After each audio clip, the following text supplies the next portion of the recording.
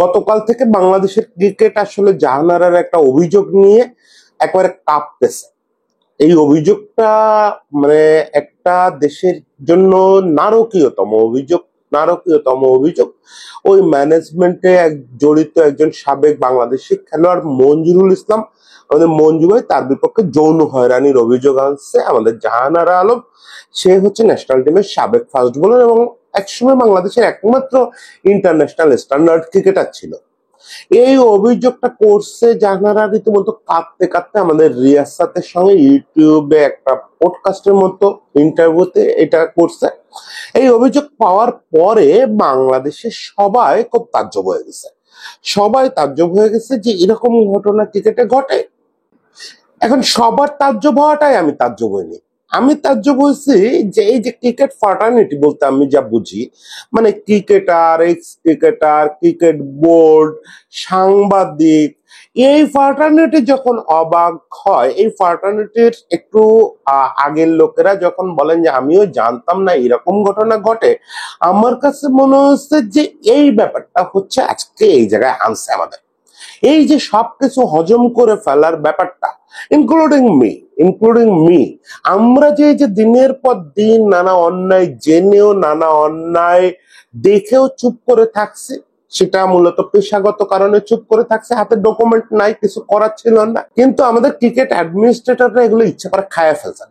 তাদের হাতে ডকুমেন্ট ছিল, সাক্ষী ছিল, সবকিছু ছিল, তারপরেও এরকম একের পর এক পাপ তারা হয়ে যেতে দিচ্ছেন, পাপ চাপা দিচ্ছেন। তারই ফলাফল আজকের এই কান্না, তারই ফলাফল আজকে জাহানারার এই বিস্ফোরণ। এই ঘটনাটা একদিনে ঘটে নাই। এমন না মঞ্জু ভাই কালকে ছিল টিমের সঙ্গে আর এটা পরশুদিন ঘটছে, এমন না। এটা অনেক আগে থেকে এই ধরনের ঘটনা ঘটতেছে। আমি বলতেছি না, আনটিল এটা প্রুভেন হয় যে মঞ্জু ভাই গিলটি, ততক্ষণ পর্যন্ত তো বলার উপায় নাই। যতই জানি বুঝি বলার উপায় নাই। কিন্তু এই জাতীয় ঘটনা যে ঘটে আসতেছে, বিসিবি এটারে কিভাবে ধামাচাপা দিয়ে আসতেছে সেটা একটু আজকে আলোচনা করি। দেখেন, আমি ওই যে থাম্বে লিখছি না যে বিসিবির আদি পাপ তো নানা অর্থে বলা হয়, তো একটা আদি পাপ তো মানব জগতের আদি পাপ হচ্ছে সেই সর্বোচ্যুত হওয়া। আর বিসিবির আদি পাপ হচ্ছে একেবারে শুরু থেকে বাংলাদেশ যখন টেস্টের স্ট্যাটাস পাইলো তারপর থেকে বরং ওই ইমিডিয়েট টাইমটায় ভয়াবহ কিছু ক্রাইম হয়েছে, সেইগুলাকে বিসিবি একবার ট্যাবলেটের মতো করে খেয়ে ফেলছে এবং জিনিসগুলা চাপা দিয়ে গেছে। সেটার ধারাবাহিকতায় আমরা আজও পর্যন্ত বিসিবির এই অ্যাটিটিউড দেখি যে বিসিবি যে কোনো ঘটনা ঘটলে একটা তদন্ত কমিটি করে, তদন্ত কমিটি যাদের দিয়ে করে ওনাদের দোষ দেওয়ার কোনো সুযোগ নাই। তদন্ত কমিটি তো লোক দেখানোর জন্য হইলেও বড় বড় নাম ওখানে দিতে হয়, যোগ্য লোকেদের নাম দিতে হয়। ওনরা যে রিপোর্ট দেন, এই রিপোর্ট দেখলে তো বিসিবি ভিড়িমি খাওয়া যায় যে এই রিপোর্ট যদি প্রকাশ্যে আসে, এই রিপোর্ট যদি এক্সিকিউট করি, এই সুপারিশ যদি এক্সিকিউট করি, তাহলে তো আমরা শেষ। ফলে রিপোর্টটা চিরতরে এই টেবিলের নিচে ঢুকে যায়। এটার ধারাবাহিকতা হচ্ছে এই যে জাহানারার অভিযোগ। আমি কোনো নাম বলার জায়গায় নাই। ওই যে বললাম বাংলাদেশের সাংবাদিকদের পাপটা কোথায়, যে আমরা চোখের সামনে অনেক কিছু দেখছি, আমি তো সব দেখি নাই, আমি মাঝামাঝি সময় থেকে দেখছি, আমাদের সিনিয়র ব্যাচ আরো একদম শুরু থেকে দেখছেন, কিন্তু দেখে জেনেও আমরা এটা নিয়ে আসলে যা করা উচিত ছিল তা করি নাই। হয়তো প্রপার জার্নালিস্ট হলে ইনভেস্টিগেটিভ জার্নালিজম করতাম। মানে অনেক সময় তো হয় যে জানি হাতে ডকুমেন্ট নাই, কিছু করার উপায় নাই, তারপরে তো ইনভেস্টিগেটিভ জার্নালিজম করে হলেও জিনিসটা বের করার চেষ্টা করতাম। সেই চেষ্টাও আমরা কখনো করি নাই।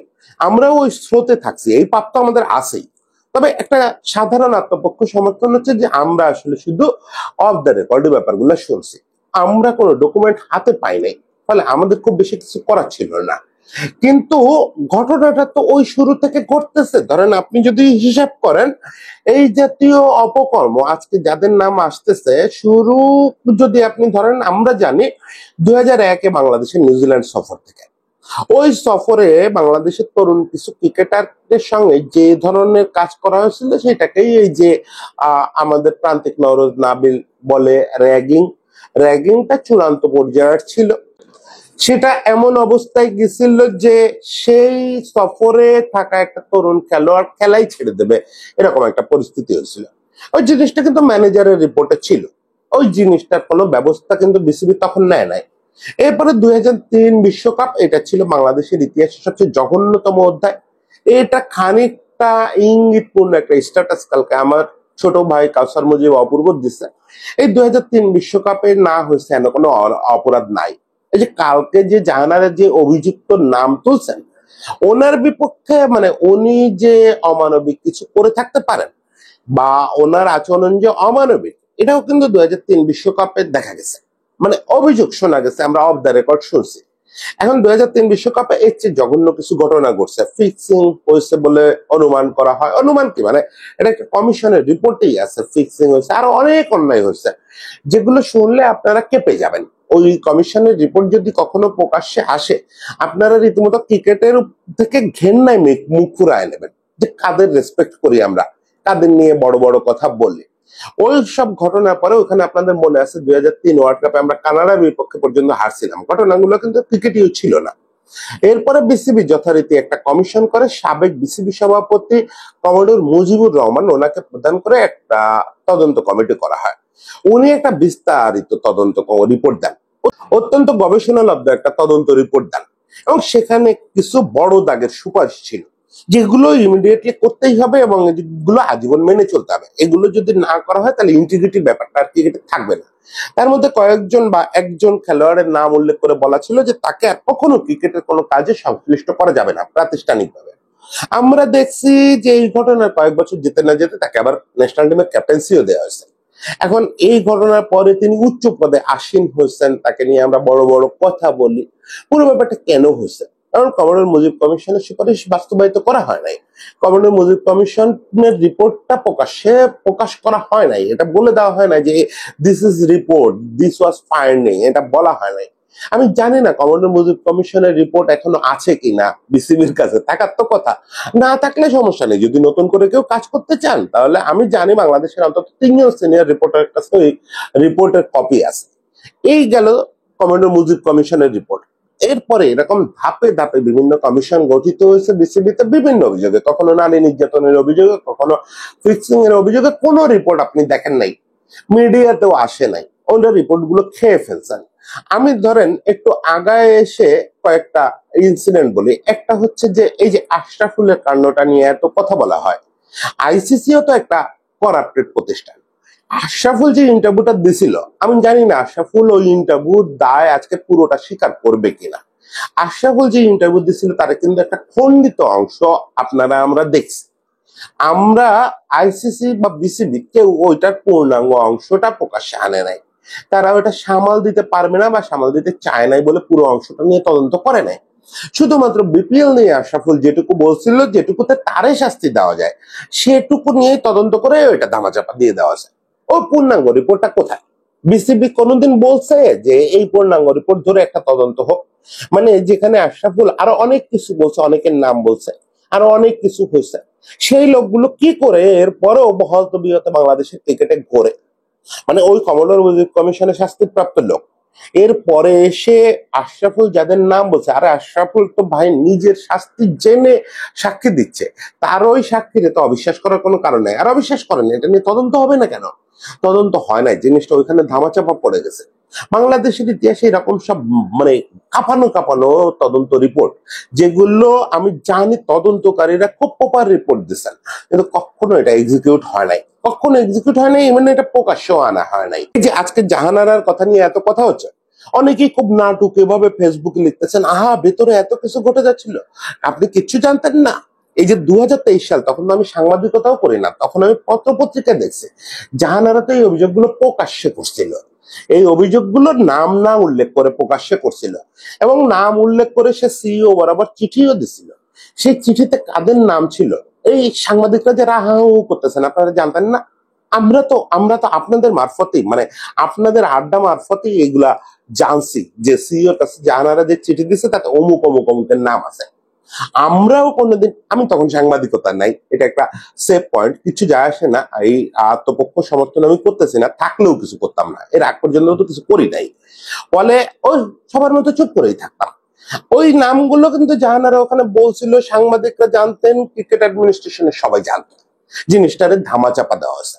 নাদিল ভাই কি করলেন, মানে তখন ওমেন্স উইং এর প্রধান, উনি মান সম্মান বাঁচানোর মতো একটা স্টেটমেন্ট দিলেন যে আমাদের বাচ্চারা কে কি করে এটাতে আমাদের ভাবমূর্তি নষ্ট হয়ে যাবে, এগুলো দেখালে আপনারা লজ্জা পাবেন। উনি বললেন অবশ্য জাহানারার নামে যেসব অভিযোগ আছে সেগুলো দেখালে লজ্জা পাবেন। হ্যাঁ, জাহানারাও একটা অভিযোগ দিচ্ছে, আমরা এগুলো আর প্রকাশ্যে আনতে চাচ্ছি না, আমরা চাই ক্রিকেটটা চলুক। মানে কি, আপনি যদি জাহানারা ক্রাইম করে সেটাও তো প্রকাশ্যে আনবেন, সেটাও তো তদন্ত করবেন। কিছু তদন্ত করেন নাই, যেহেতু আপনার লোকজনের নাম আসছে এখানে। আজকে যে প্রয়াত মানুষটার কথা আসে, উনি ছিলেন সাবেক বোর্ড প্রেসিডেন্টের সবচেয়ে ঘনিষ্ঠ মানুষ, ওনার নাম আসছে। বাকি যাদের যাদের নাম আসছে কিছু আপনারা হজম করতে পারতেন না, তদন্তই করতে পারতেন না, সেই ক্ষমতাই ছিল না আপনাদের, ফলে জিনিসটা খায়া ফেলছেন। সিওর কাছে যে চিঠিটা জাহানারা দিয়েছিল ওটা খায়া ফেলছেন। এমনকি আমার কথা হচ্ছে যে জাহানারা চিঠিটা তদন্ত করেন, জাহানারার বিপক্ষে যেসব অভিযোগ হচ্ছে সেগুলোরও তদন্ত করেন। আজকে আমরা এত তাজ্জব হই কেন? ওই পিরিয়ড বাংলাদেশের নারী ক্রিকেটে কি সব রহস্যময় ঘটনা ঘটে নাই? এমন হয় নাই যে একজন ক্রিকেটারের হাত ফ্র্যাকচার, তারপরেও তার টিমে নেওয়া হয়েছে, পরে এটা আভ্যন্তরীণ সমালোচনায় লজ্জা পেয়ে তারে আবার বিদেশ থেকে ফিরে আনা হয়েছে? হয় নাই এরকম সব অদ্ভুত ঘটনা?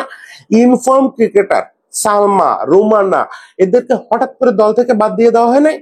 এই জাহানারারে বাদ দিয়ে দেওয়া হয়েছে, তখন প্রথমে বলা হয়েছে যে তারা তারুণ্যের দিকে যেতে চায়, যখন ব্যাখ্যা করে বোঝানো যায় নাই তখন বলছে জাহানারা বিশৃঙ্খল। তাহলে রুমানার সমস্যা কি ছিল, সালমার সমস্যা কি ছিল? বাংলাদেশের লিজেন্ডারি সব ক্রিকেটার, তাদেরকে এখন তো আর ওদের ফেরার বয়স নেই, যে সময় বাদ দেওয়া হয়েছে ওই সময় তো কোনো ব্যাখ্যাই পাই নাই আমরা। কিন্তু আমরা প্রত্যেকে জানলাম এর পিছনে ফিশি কিছু আছে, ফিশি কিছু আছে। ক্রিকেট এখানে মূল খেলাটা খেলতেছে না, এমন এক ক্রিকেটারকে ন্যাশনাল টিমে, এমন সব ক্রিকেটারকে নিয়ে নেওয়া হয়েছে যাদের লোকাল কোনো পারফরমেন্স নাই, কিচ্ছু না, ফিশি সব কারণে নিয়ে নেওয়া হয়েছে। আজকে যে ক্যাপ্টেন নিয়ে এত কথা হচ্ছে, এই ক্যাপ্টেন কতদিন প্রস্তুতি নিয়ে ন্যাশনাল টিমের দায়িত্ব পাচ্ছেন? এমন কি হয়েছে যে কোনো একটা টুর্নামেন্টে 1 মাস বা 6 মাসের আগে তার নাম ঘোষণা করা হয়েছে? এটা কোন নেন তো, যে কোনো একটা ট্যুরে ঠিক আগের রাতে তার নাম ঘোষণা করা হয়েছে নাকি? এসব ফিশি ঘটনা আমরা কেন খায় ফেলছি? কেন আমরা এগুলা দিনের পর দিন হজম করে রাখছি? এগুলা কম্পাইল করে কেন আমরা ভাবি নাই যে এত সব ফিশি ঘটনা নারী দলে কেন ঘটতেছে? যে নারী দল হচ্ছে খুব সেন্সিটিভ জায়গা, ওখানে সামান্য ফিশি কিছু দেখলেই আপনি ক্রিকেট মিকেট বাদ দেন, আপনার রাষ্ট্রীয় আইন অনুযায়ী, সমাজ চেতনা অনুযায়ী আপনার ওখানে বাড়তি চোখ রাখতে হবে যে ওখানে ফিশি কিছু না ঘটে, রহস্যময় কিছু না ঘটে। এটা আপনার বাড়তি চোখ রাখতে হবে। উল্টে আপনি কি করছেন, ওখানে যা খুশি তাই ঘটে গেল, 2-4 জন লোক দায়িত্ব দিয়ে দিচ্ছেন, তারা যা খুশি করুক। এখানে বিদেশি কোচ এসে রহস্যময় কারণে হঠাৎ চলে যায় নাই, সে কিছু কি দেখছে, কি দেখে হঠাৎ করে চলে গেছে, এগুলো আপনারা কেন তদন্ত করেন নাই? বিসিবি আজকে এই যে এই অবস্থাটা আসছে, আজকে আমি বলতে পারি যে সব হচ্ছে আদিপাপ, পুরনো বোর্ডগুলোর যে পাপের ফল সেইটা এই বোর্ড ভোগ করতেছে। কিন্তু লক্ষণ দেখে মনে হয় না যে এই বোর্ডও আগের বোর্ডগুলোর চেয়ে নেচারে ভিন্ন কিছু। যখন জাহানারা প্রথম অভিযোগ করলো জ্যোতির বিপক্ষে, স্ট্রেট ফরওয়ার্ড, আপনি কোনো অভিযোগের এগেনস্টে কখনো বলতে পারেন না অভিযোগ ভিত্তিহীন, কোনো অভিযোগ না।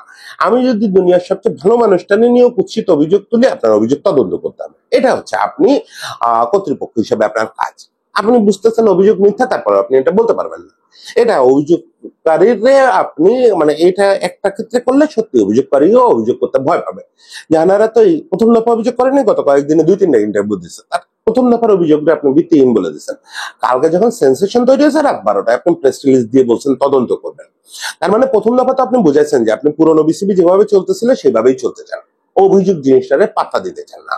বা জাহানারের কথা বাদ দেন, এই যে বিপিএল নিয়ে তদন্ত হলো, এত বড় একটা তদন্ত হলো, এই তদন্তের পরে আপনি ওই অভিযোগে, ওই তদন্ত রিপোর্টের বিশাল সুপারিশ আসছে, নাম বলে দেওয়া হয়েছে অমুক অমুক অমুক ক্রিকেটার সন্দেহভাজন, তাদেরকে ক্রিকেট থেকে দূরে রাখতে হবে, ন্যাশনাল টিম থেকে, বিপিএল থেকে দূরে রাখতে হবে, এই এদের এদের এদের এদের টিমের সঙ্গে রাখা যাবে না। আপনি সেগুলো এক্সিকিউট করছেন? তারা তো, আমরা তো ওই যে বলি of the record, of the record, আমরা তো অনেকের নামই জানি অফ দ্য রেকর্ড, তাদেরকে তো আমরা ক্রিকেটে দেখতেছি। কেন দেখতেছি? ক্রিকেট বোর্ডে যারা ইনভলভ ছিলেন, মানে চাকরি করেন, তাদের যাদের নাম আসছে, তারা কেন এখনো কাজ করতেছেন? তারা কেন ওএসডি হয়ে যান নাই অন্তত, যে আপনি আরো তদন্ত করবেন? আপনি বলছেন যে আরো তদন্ত সাপেক্ষে ব্যবস্থা নেওয়া হবে, সে পর্যন্ত তারা কেন সাসপেন্ডেড অবস্থায় থাকবে না? আপনি কি ব্যবস্থা নিচ্ছেন? এই রিপোর্ট নিয়ে আর কথা বলবেন না, এরকম প্রেস রিলিজ দেন কেন? আপনি বলছেন এই রিপোর্ট নিয়ে আর কথা বলবো না যতক্ষণ অধিকতর তদন্ত শেষ না হয়।